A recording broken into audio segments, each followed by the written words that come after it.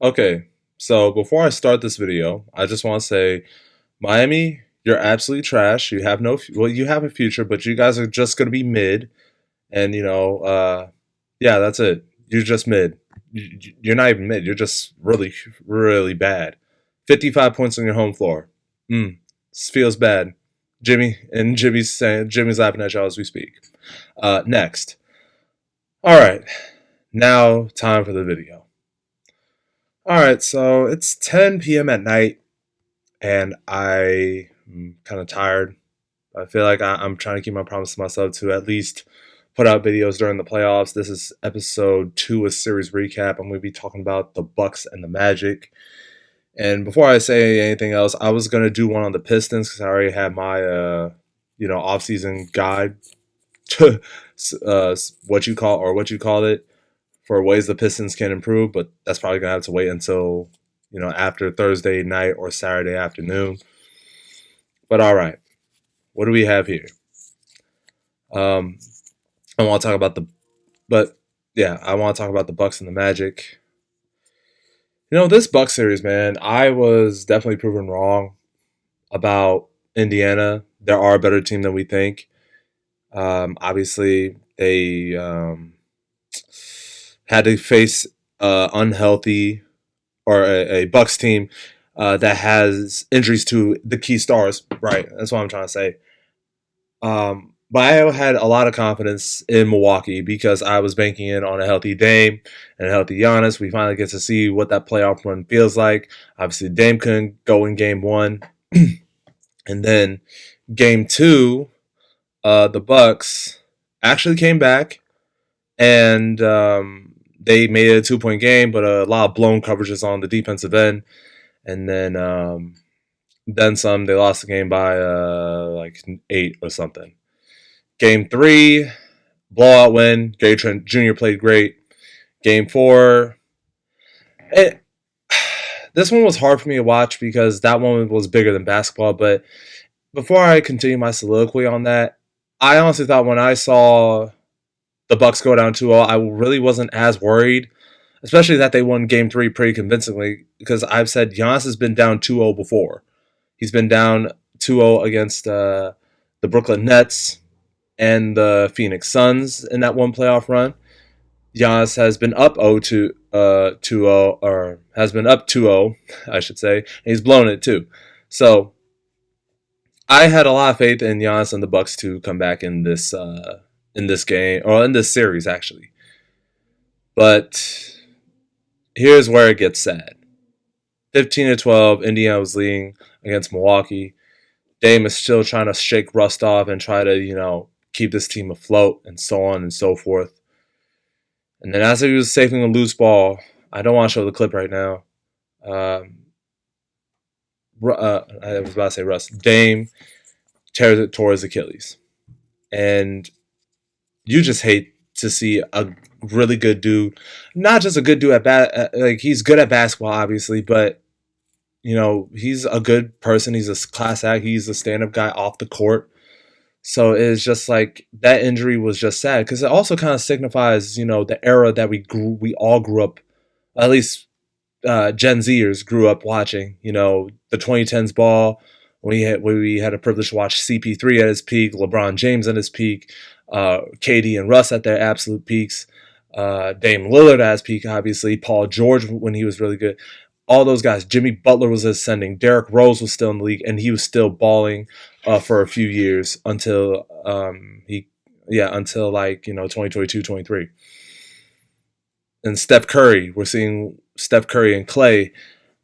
You hate to see something like that happens, especially to a player that I actually feel really bad for, and I still feel bad for him now.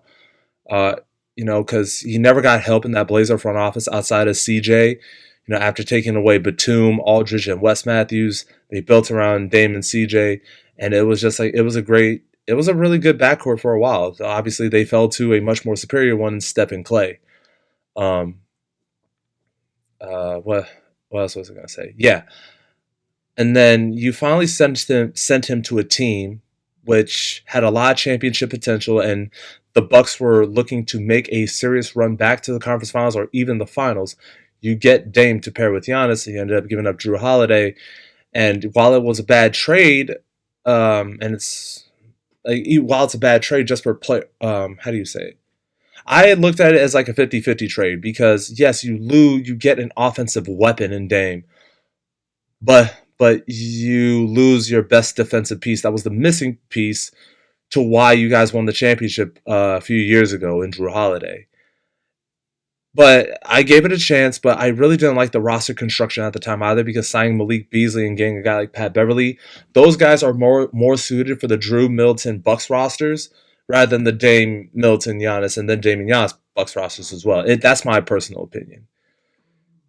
But they lost in the first round, and then they had a whole offseason. They signed some good pieces. Gary Trent Jr. was a good signing. Taurean Prince, he was okay for my Lakers, and then he was pretty good with the Bucks, but unfortunately he fell out of the rotation. Well, not unfortunately, because he was not playing great. He fell out of this rotation. And then they win the NBA Cup, and then it looked like the Bucks were on pace to make a serious run. Right? So everything was going well, but the Bucks continued to skid, and then they ended up trading Giannis' second best teammate in Chris Middleton, and that was definitely a 50-50 trade because yeah, you do get a younger Kuzma, you lose a guy that could give you valuable buckets like Middleton, but on the other side, it was like there were some Bucks fans that said Middleton needed to go because excuse me, he was injured and he wasn't getting any younger. So yeah, that's one thing. And then they actually started off the second half of the season post-trade deadline 6-1, so it looked like they were trending upwards, but they started losing key games, especially to the Indiana Pacers. And then, lo and behold, we have this series. Dame gets cleared, obviously, and then obviously he had the Achilles injury, which I feel really bad for. So prayers for Dame. I went on a long rambling tangent there, but I just felt like I needed to do some revisionist history with y'all tonight for tonight's episode. But Dame, that's just a damn shame, bro. But nevertheless, back to the series. Game 5 was still winnable on Milwaukee's part, right? There's no way you should have blown multi-sustainable leads within a certain time frame. You don't just lose those leads, bro. And they did.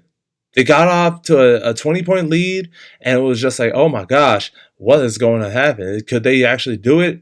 All right, they lost the lead, but they were able to gain momentum, a lot of momentum, even going into the final minute of the regulation and then overtime. Game 5. Oh, not game 5. What am I saying? Overtime. The Bucks go up 7 with 40 seconds to go. It looked like it was all but over. AJ Green misses the free throw. Fine. You just get back and play defense. Don't let him have an easy shot. What happens? Andrew Nembhard, who hit a long-range bomb in Game 3 in the Knicks series last year, and who hit a game winner against my Lakers this season before last season, 2022-23. And you let him walk into an easy 3. Okay, fine, but you have to protect the ball. Protect the ball. Kevin Porter Jr., I think it was Kevin Porter Jr. to Gary Trent Jr., or it could be the other way around. Oh, no, it was Gary Trent Jr. that received the inbound. That was a bad inbounding part on Doc's part. Okay, they turn the ball over. Just make sure they don't get a shot off. Middleton gets a wide open layup. Well, not wide open layup, a wide open layup. AJ Green gives up an and one. Tyrese hits the free throw. Okay, one more chance. Just hold the ball. Just hold the ball and don't turn it over. And it looked for a good few seconds they were about to hold the ball and get in control of it.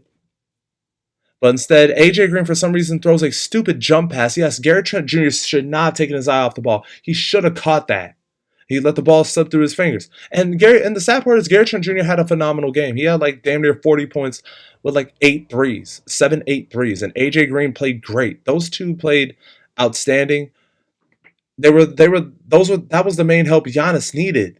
But unfortunately, both of them made really dumb plays within those 40 seconds. And then AJ Green missing the free throw. I'm not making too big of a deal about that, but there's that turnover. and then you give up a layup, and the season was over. You might as well have lost at the buzzer. That Bucks defense really made me scratch my head because, but at the same time, Indiana's offense, I didn't know why they run so much ISO. You wore the Bucks down when you played fast, when the ball was moving around the perimeter.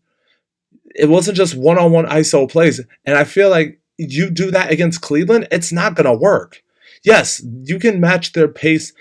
You can match them pace for pace, but if you're gonna run those type of plays in critical moments of that game, I promise you, the Cavs players are not going to do the same dumb things that Milwaukee did because Milwaukee had this game won. But unfortunately, the ineptitude of the Bucks players made that you know what impossible. That was ridiculous. They should not have lost that game.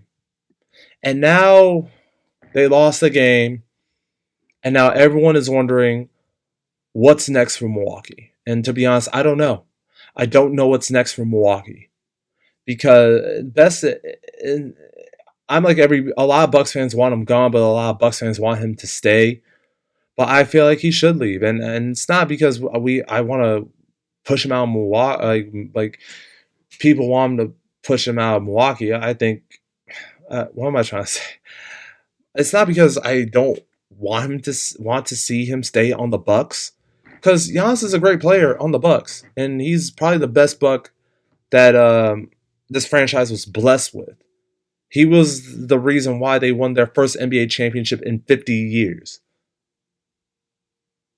But I feel like it's done. A lot of these players are going to be in their 30s or are going to be close to 40, like Brook Lopez. There's no real young talent on this roster. You're stuck in cap space hell because you probably won't have the money to re-sign Ryan Rollins, Gary Trent, Bobby Portis. Maybe Ryan Rollins, but Gary Trent and Bobby Portis, I don't think you're going to re-sign those guys because of your lack of cap space. And, Giannis, I feel like he should request a trade. I 100% feel like he should request a trade. Because right now, he's probably going to take the James Harden route and say, you know what, this roster ain't good enough. Or maybe he'll do something that Jimmy Butler did.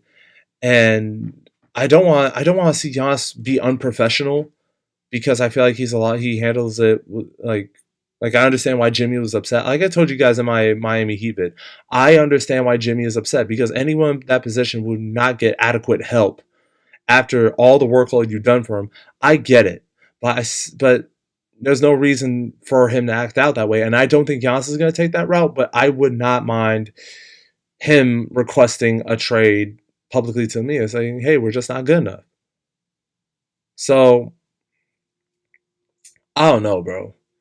This was awful, man. This was awful. And I feel very bad for Dame, and I hope this is not the last we've seen of Damian Lillard as peak because he deserves so much more in his prime. But now you have to. I think you should start over, and I think you should trade Dame to a team like the Magic, who need a point guard. Maybe trade him back to Portland, if anything, to mentor the young guys out there. But he probably would want to start. What other team could use him? Shoot, I don't know. But either way, man, either way, this was just very sad to watch. Not because the Bucks lost, but it's just like you don't deserve for that to happen to a player. But if I'm the Bucks, I would just rebuild. And obviously fire Doc Rivers. And before I move on to the Magic, can I also ask this? How the hell does Doc Rivers still have a job? Like, fam, Doc Rivers, he has not won a meaningful playoff series. Well, he hasn't won a playoff series in 2 years. But it's just like he has underachieved time and again outside that one Clippers roster. He's underachieved as a head coach with so much talent. Like he blew a 20-point lead in this game. That's a handful of leads he's blown. Ever since Game 7 against the San Antonio Spurs, where Chris Paul hits the game winner over Tim Duncan, Doc has blown leads of, get this, 19 against the Rockets in the round after, in 2015, second round, a 16, 19, and 12-point lead against the Denver Nuggets in the bubble. That was with Kawhi Leonard and Paul George. 18-point lead in Game 5 and a 26-point lead, or 18-point lead in Game 4, sorry, and then a 26-point lead in Game 5 just against the Hawks when he had Ben Simmons and Joel Embiid. And then an 11-point lead in Game 7. I guess I can't really count that, but it's still a double-digit lead, so I'm going to throw it in there. That is with James Harden and Joel Embiid. And now he blew a 20-point lead and a 7-point lead in overtime as the head coach. So his resume is already stained, and I said it in my playoff preview that this was a legacy this is a legacy amending series for Doc Rivers, because his legacy is already defined. To make amends for what's already a tarnished legacy, he was going to have to win this series convincingly, and he failed to do that. That being said, this game was lost on the players, because you cannot play so tentative and for some reason play so stupid. Bro, like, this is just painful to watch, man. This is just painful to watch. I did not enjoy. Like, I knew Milwaukee probably would delay the inevitable, because they had to pour so much of their heart into this Game 5 against Indiana. But that would have taken so much out of them. They probably would not have had anything left in the tank for Game 6 anyway. So it's just like, I'm kind of happy Milwaukee's eliminated in that sense. So, enough about Milwaukee. I really want to talk briefly about Orlando. They're still building, and I'm grown to be a fan of Paolo. I loved what he did last year against the Cavaliers, forcing them to 7 games. And he actually played a really good series. But unfortunately, and Franz Wagner played really well too, but unfortunately, this team did not have Jalen Suggs. And there were a lot of times I was telling my dad when watching the games, especially games 2, 3, and 4. I know game 3 they ended up winning. But I said, this is where they missed Jalen Suggs. And I feel like, I don't know what happened to KCP, man. Like, KCP fell off a freaking cliff, man. KCP fell off a cliff. I don't know what happened to him. I don't know if he was just still cooked from the Timberwolves series, but it's just like, last year when he was with the Denver Nuggets, but KCP was just a walking brick machine. Like, he was supposed to be. I was excited that the Magic picked up a guy of his caliber, because he won a championship with Denver, won a championship with the Lakers. But it's just like, even with that, I'm sitting here like, bro, KCP is just an all time. Like, that's my man. But it's just like, KCP, you were absolutely trash, dude. You were absolutely trash. Breaking open 3 after open 3. He might as well been the Celtics 6th man, bro. But I don't know. The Magic really have a good core, but I don't know what they could do. Well, actually, I know what they could do to get better. They should get a point guard. I would use the contracts of guys like KCP and Wendell Carter Jr., but I feel like they're gonna need a big. So maybe they could sign Brook Lopez or Steven Adams in free agency, or maybe make a trade for Anthony Davis too, because I think AD on the Magic would eat with Paolo and Franz, but I feel like they should go for Trae Young or Dame Lillard. Like I said, they should go after these guys, because they have a good roster. The thing I do like about the Magic is that they have a good roster full of good NBA talent. And I feel like as they keep building as the years go by, they'll be up there with the Boston Celtics, of course. The Cavaliers are still going to be good. Now you see the rise of the Knicks and the Pistons. So I'm very excited to see where this Magic team heads next. And it's just like, look, it's not about what they didn't do in this series. Yes, KCP was probably the only thing that the Magic didn't do, meaning he couldn't hit shots for the Magic when it counted. But they have a good core that they could really build on for the future. And I feel like if they can get themselves a really good point guard, or even a star point guard, I feel like this Magic team, we're gonna see them unlock their full potential, and I think they're still a good young, talented core for years to come. And I'm very excited to see where this Magic team ends up. So, um, obviously, they had a chance to win it in Game 2. They won Game 3 in a thriller. Game 4 was pretty winnable, but Boston just ended up running away with it in the end. But you just knew that the Celtics were just better. So I really don't have much to talk about. And if I don't know if I should do a playoff preview for the Pacers Cats. I probably should because it'll be a separate video and it won't and I'll have until this weekend or next week if depending on when the Pacers and the Cavs play. But I'll definitely do a playoff preview on that as well because I don't want to talk about it here about what I'm expecting from the Pacers and the Cavs. So yeah, I really don't have that much to talk about other than Miami's trash. The Bucks are done for, and the Magic, I feel like they're only going to get better. So I think that's another reason why I think Giannis should request a trade from the Bucks because it's just like these young teams are ascending and the Bucks are sinking slowly but surely and right in front of our eyes. And I don't know. I genuinely do not know where they go from there. So I think that's all I'm going to talk about for tonight. I feel I really enjoyed coming back to series recap, and I really enjoyed coming back to YouTube recently. Even though it's like I'm still going to be the same inconsistent uploader, um, but it's like I'm excited to see what the heck is going to unfold for the rest of these NBA playoffs. I'm like, man, I love playoff basketball, man. But the Pacers and the Cavs, episode one, not episode one, episode four. That'll be officially an episode four because I didn't do one for any other series. But I will definitely do one on the Pacers and the Cavs. I expect that to be the next video. I probably might upload it as soon as the first one wraps up, but I want to get that uploaded as soon as possible. But yeah, I really don't have much to talk about. Let me know what you guys think. Do you guys think the Bucks are done for?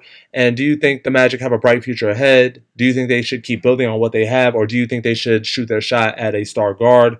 And lastly, what are your thoughts about the Heat? What the hell is going on with Miami? So enjoy the rest of your night, guys. Yeah, I really don't have anything to say. I'm gonna go to bed, and until next time. This has been episode 2 of series recap. Episode 3 will be coming out soon. And yeah, have a great rest of your night, guys. That's the end of this video. I'm X. Deuces.